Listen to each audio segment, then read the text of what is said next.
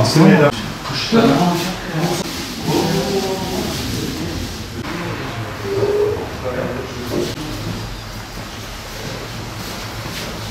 Alo.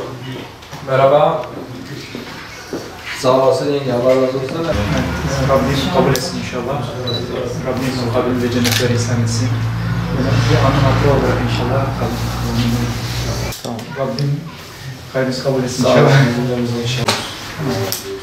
Rabbim katkılarınız için. Allah razı olsun inşallah. Rabbim kabul etsin inşallah.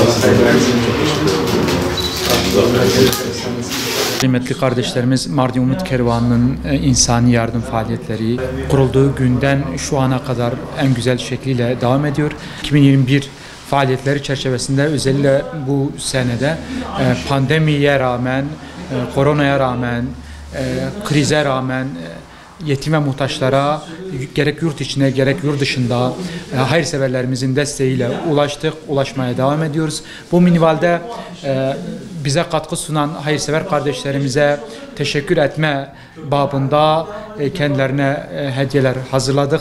Hamdolsun Rabbimize ki 2021 yılı çalışmaları çerçevesinde hayırsever kardeşlerimizin desteğiyle gerek ayni ve gerek nakdi olarak faaliyet raporumuza da Allah'ın izniyle ayrıntısını belirteceğiz. 1 milyon TL ayni ve nakdi yardımda bulunduk.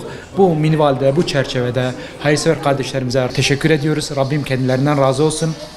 Burada hediyelerini takdim ettiğimiz kardeşlerimiz oldu. Allah'ın izniyle hazır olmayan kardeşlerimizi de ziyaret edip yerlerinde hediyelerini kendilerine sunacağız, takdim edeceğiz. Rabbim sizden, onlardan razı olsun.